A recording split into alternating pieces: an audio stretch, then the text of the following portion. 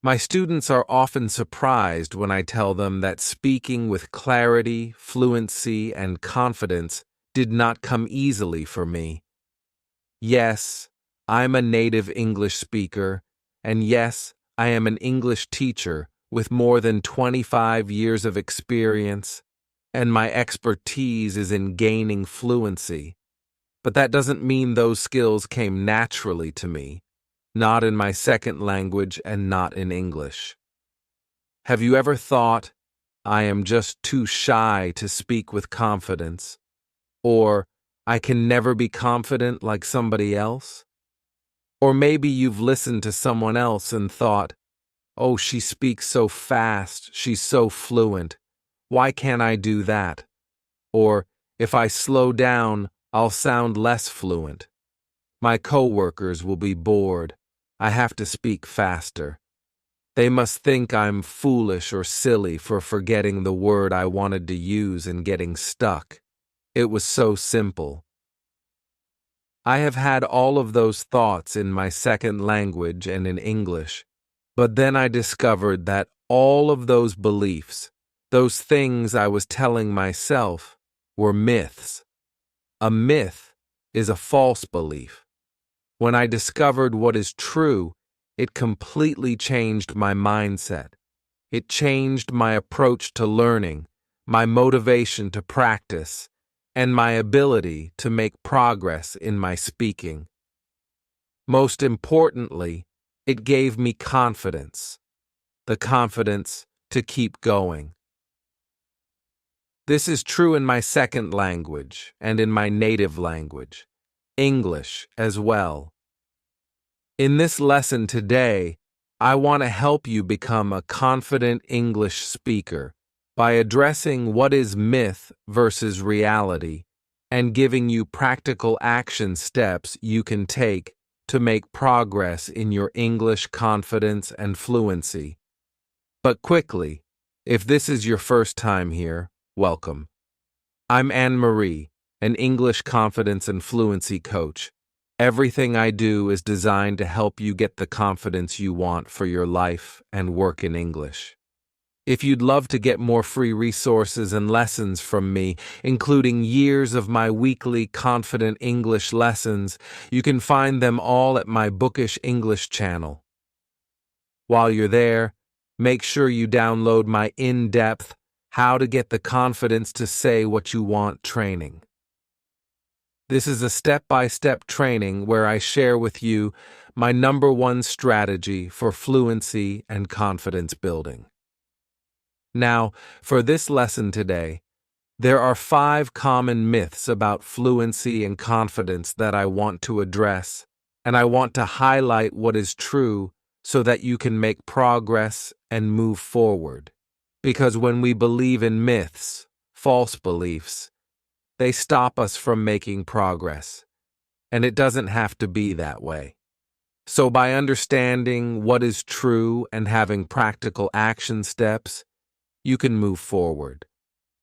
Here are the 5 myths we're going to talk about today. Number 1, some people are naturally confident speakers. Number 2, fluent English is always fast English. Number 3, confident speakers never need to seek clarification. Number 4, confident speakers never experience setbacks, and they don't really make mistakes. Number 5, you either have confidence or you don't. So myth number 1, some people are naturally confident speakers. This is a myth I believed for years because my husband is an extrovert who seems to feel totally comfortable speaking with anyone, and he always appears confident. This is true in English and in his second language. It used to make me so jealous, but it doesn't anymore. Like me, you might believe that some people, like extroverts, are naturally confident when they speak because of some of their personality traits. Extroverts are often described as individuals who are outgoing, energetic, and conversational. And because of that myth, there might be another myth, which is that introverts can't be confident when they're speaking with others. Introverts are often associated with personality traits such as being shy, reserved, and withdrawn, but that isn't always the case. There are plenty of introverts who love being around people and feel very comfortable in some contexts. The difference is, introverts prefer to think before they speak, whereas extroverts think by speaking out loud. Furthermore, the reality is, introverts can absolutely be fully confident, fully fluent, and speak with exceptional clarity in any situation. I know that's true because I am highly shy and highly introverted, and I work with many students from around the world who similarly, in their native and non-native languages, are shy and introverted, and yet they develop the same skills. I want to help you develop in having clarity, fluency, and confidence. So here's a practical approach to help you speak with confidence, no matter what the situation might be. Use your natural skills as an introvert to your advantage. Now, you might not be an introvert in your native language. That might not be your true personality. However, you might be experiencing some of that in English due to anxiety when you want to speak, and the advice that I'm going to share applies in both contexts. The natural ability here is to take advantage of thinking before you speak. By giving yourself time, or taking advantage of the time you have, you're able to organize your thoughts and be more prepared to share them with others, to share them with confidence. This is a skill used by all powerful public speakers, including many who are introverts. Now, here's how you can practice this in real life, when you can, and if you can, always take time to prepare or organize your thoughts in advance. What this means is taking time to think through whatever discussion you're going to have. Maybe put down some notes on a piece of paper and talk through them out loud. Practice saying them out loud so that you get comfortable with your voice and with the words that you're going to use. Doing this in advance means you're able to express those thoughts and organize them without judgment from anyone else. You have that time to think before you speak. This is helpful. For example, if you're preparing for a job interview, or if you are going to a meeting of some kind, and you know what the topic of discussion will be in advance, whether it's a business meeting, a volunteer meeting, or a book club discussion. Now, if it's in the middle of a conversation, you can also pause briefly in order to take advantage of those little moments in time to organize your next thought. Don't try to plan the next 20 minutes of what you want to say. Just plan the next thought, and then the next one, and the next one, and the next one. This approach encourages you to embrace little pauses while you speak, moments that allow you to breathe, moments that allow you to organize that next idea, and it takes the pressure off. Now, if you are worried that using a pause while you speak, so that you have that time to think, you can use a phrase to buy yourself some time. For example, "Just give me a moment to think," or "Can you come back to me in a moment? I just need a moment to think about this right now." You might be thinking two things. Number one, Anne-Marie, we don't always have time to prepare. And number two, I'm not sure pauses are going to help me. They're going to make me speak too slowly. I'm going to talk about both of those. Number one, you're right. We don't always have time to prepare, but we have more opportunities than you think. And when you practice speaking regularly, including moments when you are simply practicing to prepare. It helps you become a better spontaneous speaker as well. I have a particular method that I love to use with my students to help them in this process, so that they're able to gain increased confidence and fluency in their speaking. If you'd love to get that in-depth training, you can find it at my Bookish English website. It's called How to Get the Confidence to Say What You Want in English. I'll share a link to it down below this video. And now let's talk about that second fear, that pauses are going to make you sound slow. This brings me to myth number 2. Fluent speakers are always fast speakers, without a doubt. This is a common misconception, and unfortunately, it's perpetuated by English-speaking TV shows and sitcoms, where someone might speak unnaturally fast for dramatic or comedic effect.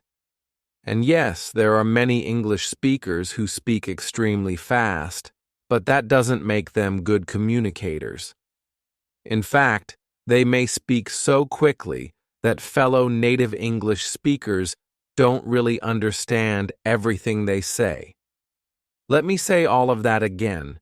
Yes, some English speakers do speak really fast, but that doesn't make them effective communicators.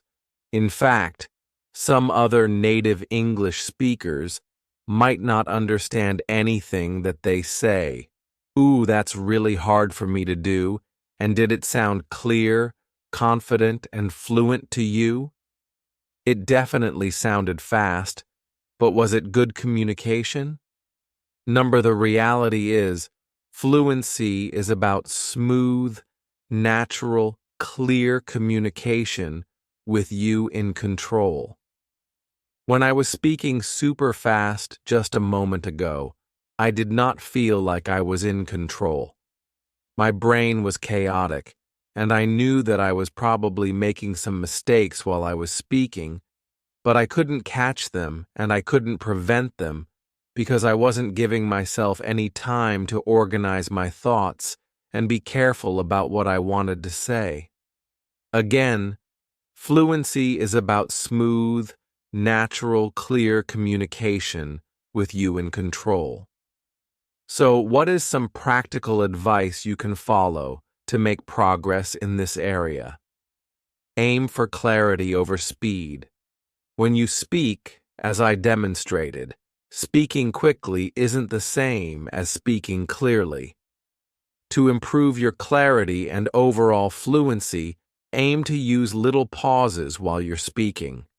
If you listen to me carefully, you'll notice I use them quite a bit. I use them in between sentences. If I have a long sentence, I might use them in between groups of words or a single thought. I'll also use them before and after words that I really want to highlight. Every time I make one of those pauses, it's giving me a few things. It's giving me time to breathe, which is super important. It also helps to maintain a sense of calm, so I think more clearly. It allows me to think briefly about the next thing that I want to say, whether it's the right word, the right grammar structure, or the right pronunciation. This is true in my native language and in my second language. Lastly, it brings clarity to my speech. It is smooth, it's natural sounding, and it's clear for you to understand. That's important. If you and I are going to have a conversation, or if I want to share something important with you in this lesson, I need to make sure that my speech is easy for others to understand. If I speak too fast all the time, you're going to miss all of the important details. I'm not going to be able to breathe, and I'm going to lose my focus very quickly. I'll also make a ton of mistakes. Now, if you're not sure about this, I've got a challenge for you. I also want you to go watch a skilled public speaker. It could be someone you admire on a podcast or a TED Talk speaker, and once again, you'll notice that skilled communicators embrace using these pauses. If you'd like to learn a little bit more about how to use the power of the pause, I've got a lesson for you titled Speak So Others Listen. And if you'd love to learn and practice using pauses with me, definitely check out my Fluency School program. Myth number 3. Confident speakers never seek clarification. In fact, you might worry that by asking others to clarify what they've said, it's showing some sign of weakness or lack of confidence. However, the opposite is true. Confident speakers don't hesitate to ask for clarification. In fact, it shows that they are fully engaged in the conversation and committed to understanding. This is also a sign of active listening in English-speaking culture. Some practical steps you can take here are to practice asking for clarification. Do it in conversations with people you feel comfortable with, so that you feel comfortable using specific phrases and questions. As you get comfortable with them, you're more likely to use them in context when you truly need to understand or get clarification on what was said. Some phrases I love to use when I need to seek clarification might be helpful to you as well. 1. Sorry, I didn't quite catch that. Would you mind repeating what you said? 2. I'm not sure I'm following you. Could you explain what you mean by, or could you give me an example of what you mean by that? 3. Would you mind saying that again? I want to make sure I've understood perfectly. Whether you're listening to someone give you instructions at work, having a discussion on a family matter, or debating a topic with someone, all of these phrases are appropriate to use when you need to get clarification. And if you'd love to get more examples, I have a full lesson on this titled 13 Ways to Clarify When You Don't Understand. I'll leave a link to that in the notes below the video. And now, myth number 4. Confident speakers don't have setbacks. They don't make mistakes, and they don't fumble over their words. Oh my goodness, this one is definitely a myth, because I know that I fumble over my words, make mistakes, and lose my train of thought all the time. My team can tell you that's true. My students can tell you that's true. When we're in spontaneous conversations, our brain doesn't always communicate to our mouth, and we can't always say exactly what we wanted to say in the moment. We forget things, we trip or fumble or lose control over our words. Our mind goes blank, and we lose our train of thought. These things happen. They happen to everyone, even the most skilled communicators. Now, when you practice consistently, you can prevent that from happening more often.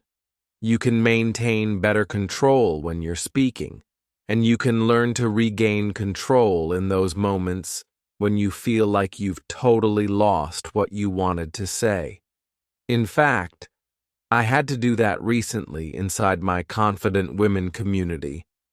I was sharing an update on how to use a progress journal, and while I was speaking, I forgot the word journal. Journal. This is such an easy word, but my mind went blank. I couldn't remember the word journal to describe this progress journal. So, for a brief moment, I felt a little bit of panic. I felt silly and embarrassed, but then I used the skills I know I have to regain control. First, I took a deep breath. I just tried to calm down. Then I tried to find an alternative word that I could use to describe this document, and in the process, while I was explaining it in another way, the word came to me. That happened because I stopped panicking. I just calmed down and found a way to move forward. This is a skill that you can develop with practice, and more importantly, confidence comes from the knowledge and the ability to overcome setbacks. So here's some practical advice. Practice speaking where it is safe to make those mistakes, and it's safe for you to practice using skills that help you overcome those mistakes. As a perfectionist and as an introvert, I prefer to organize all the details in my mind, have everything ready to go, and I want to feel prepared when it's time for me to speak.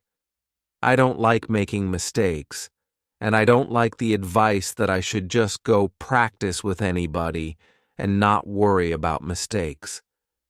The truth is, I do worry about them, and I don't want to make them, but they do happen.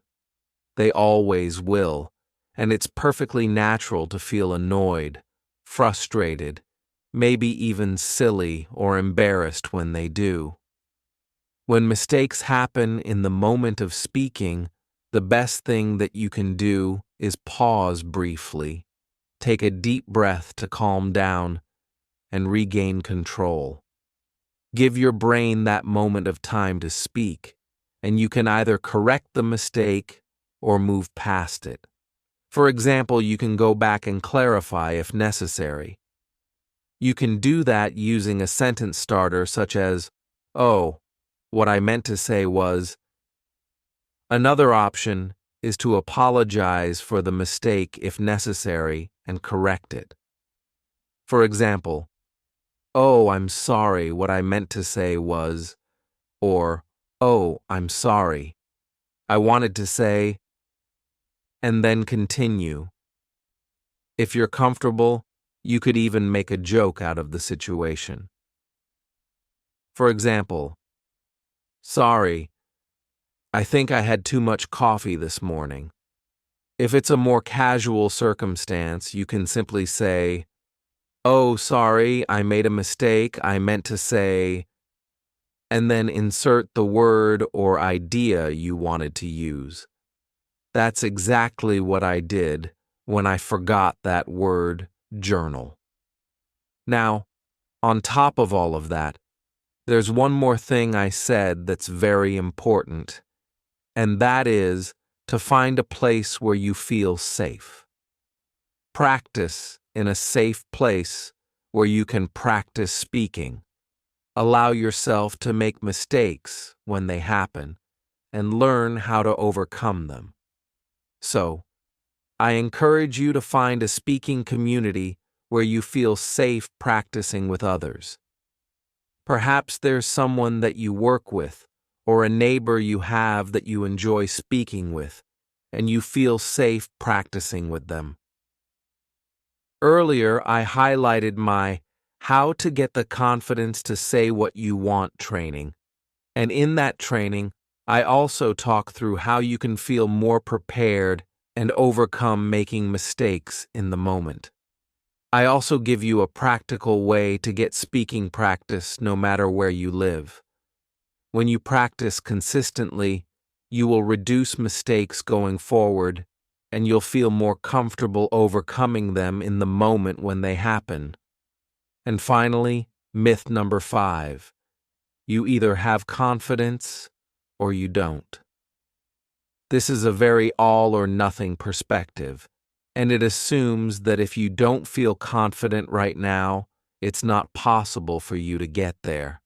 But that isn't true. Confidence is 100%, absolutely, no doubt about it, possible for you. Every confident speaker started at the beginning. They learned the basics of clear communication, practiced consistently, observed their skills, and learned how to overcome mistakes in the moment. Then, they continued to practice and practice and practice to sharpen their communication skills. Even after gaining confidence, A confident speaker will continue to practice because they have the mindset that there's always an opportunity to improve. With the right skills, the right support structures in place, and appropriate practice, they will make those improvements. At least this is true for me, and it's true for every skilled communicator I know. The truth is, when you listen to a skilled public speaker, an excellent podcaster, or a coworker who sounds perfectly fluent in English, what you are hearing is their highlight reel, not all the months and years of preparation that got them to that moment. Confidence is nurtured and developed over time through practice and exposure to different situations and conversations. So here's my practical advice. Embrace the confidence-building learning cycle no matter what it might be. Learning to play the piano, learning to play tennis, training to run a marathon, preparing for an art show, learning to draw or do ceramics. There is a natural learning process and a natural process to gaining confidence in any skill. This confidence-building cycle is: learn to inform your action, improve your ability, shift your self-beliefs, build your confidence, and motivate your continued learning. Do you notice that this confidence learning cycle doesn't say, learn and wait? Wait for motivation. Wait to feel prepared. Wait for confidence. Wait for progress, and then take action. Confidence, motivation, and progress all come from taking action. This means the best thing that you can do to gain confidence in anything, including speaking English, is to take action and then do it again, and do it again, and do it again. Let me give you 8 recommendations for how you can start to take action and get speaking practice right now. Number 1. Download that training I told you about. The training on how to get the confidence to say what you want in English, because with that training, I have a bonus. A 4-week speaking practice program that will help you develop a meaningful habit and make progress. Number 2, join an English-speaking community. This could be an online speaking club or an in-person English-speaking meetup. Number 3, join a club or a volunteer organization. For example, you could join a book club in English, or, as one of my Confident Women community members did, you can become a volunteer at a local art gallery. Number 4, find a language coach or teacher you trust and feel comfortable with, and take a speaking class with them, whether it's online or in person. Number 5, ask a coworker or neighbor to meet with you regularly for speaking practice. This is something I did while I was living in France. I found someone I felt comfortable with. We agreed to meet 1 time a week to practice. We spent 30 minutes of time practicing French for me and 30 minutes of time practicing English for her.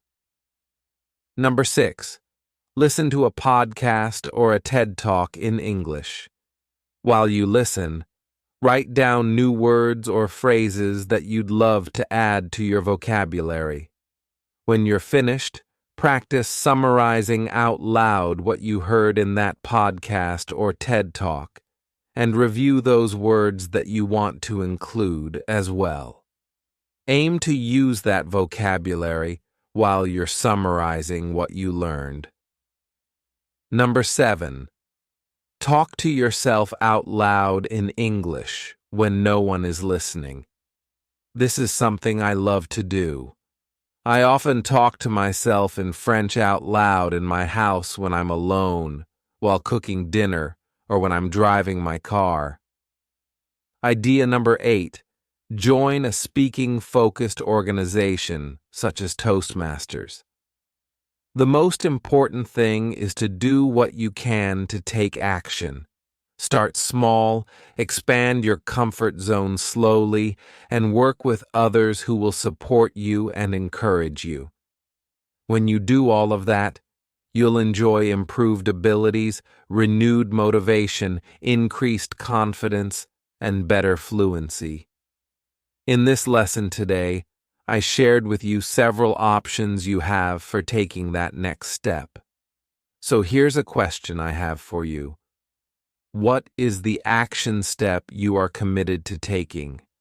What is one thing you can do this week to take action in your English? Share with me down below. I would love to cheer you on and help you take that next step. With that, if you found this lesson helpful, I would love to know. You can tell me in a few ways. 1. You can give this a thumbs up on YouTube. 2. You could subscribe to the channel Bookish English, so you never miss one of my weekly lessons.